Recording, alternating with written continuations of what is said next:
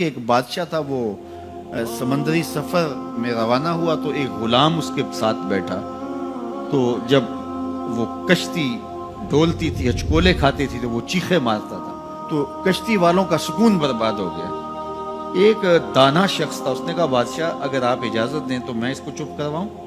اس نے کہا یہ تو کمال مہربانی ہوگی۔ تو اس نے دو نوجوانوں کو کہا کہ اس کو ذرا ہاتھوں سے اور پاؤں سے پکڑ کر کے پانی میں غوطے دو، تو اس کو پانی میں پھینکا، جب وہ ڈوبنے لگا نکالا اور کشتی میں بٹھایا، وہ چپ کر کے بیٹھ گیا، اب کوئی چیختا نہیں ہے۔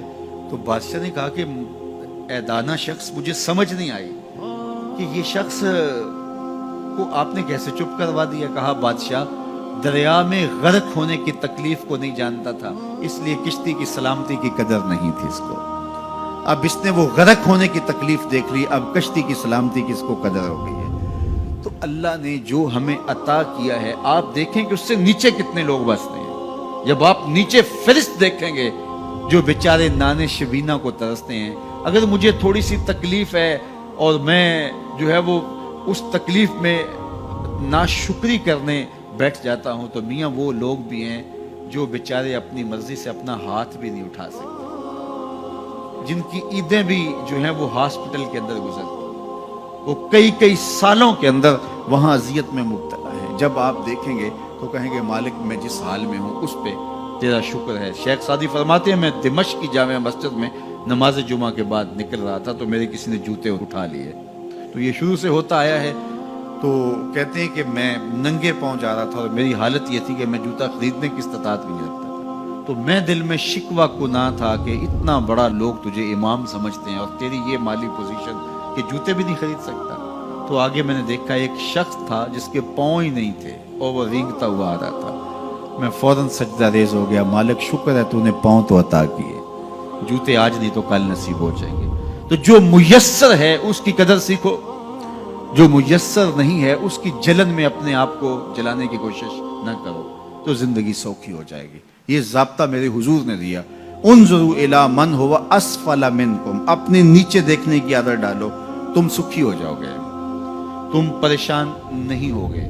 لیکن اگر شوق ہو تمہیں اوپر دیکھنے کا تو فرمایا پھر دین میں جو اپنے سے اوپر ہیں ان کو دیکھو، کہ میں تو یار صرف 5 پڑھتا ہوں، یہ تہجد بھی پڑھتا ہے، میں تو صرف رمضان کے فرض روزے رکھتا ہوں اور یہ ہر ماہ نفلی بھی رکھتا ہے، میں تو صرف زکوٰۃ دیتا ہوں، یہ صدقات و خیرات بھی کثرت سے کرتا ہے، یہ لوگوں کے کام بھی آتا ہے، دکھیوں کی مدد بھی کرتا ہے، تو پھر ان کو دیکھو گے تو پھر تمہارے عمل میں قوت پیدا ہوگی۔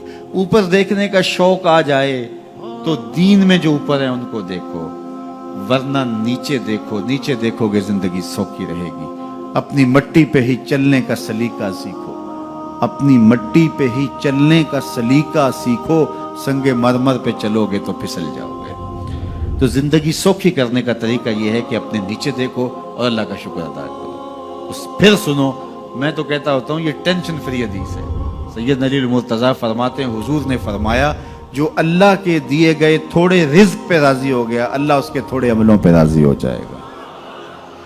زندگی سوکھی کر دیتی ہے یہ حدیث پاک۔ تو جو اللہ نے دیا مالک تیرا شکر ہے، یہ تھوڑا کرم ہے کہ تو نے ہمیں انسان بنایا ہے، ہمیں فہم و ادراک کی دولتیں دی ہیں، ہمیں شعور اور خرد عطا کیے ہیں۔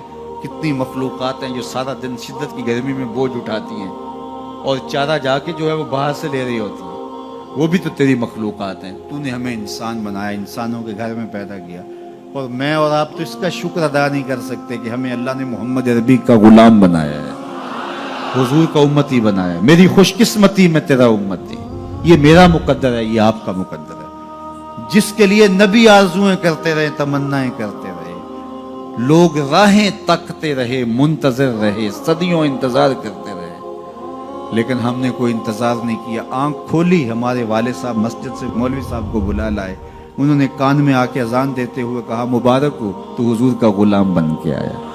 شاہوں سے ملا ہے نہ تونگر سے ملا ہے، اللہ کا عرفان اسی در سے ملا ہے۔ اوروں کو ملا ہے تو مقدر سے ملا ہے، مجھ کو تو مقدر بھی تیرے در سے ملا ہے۔ یہ میری اور آپ کی خوش بختی، تو جتنا بھی شکر ادا کرے تھوڑا، تو لوگوں کے کام آئیں، لوگوں کے لیے جو ہے وہ خیر کی چابی بنے اور شر کا تالا بنے۔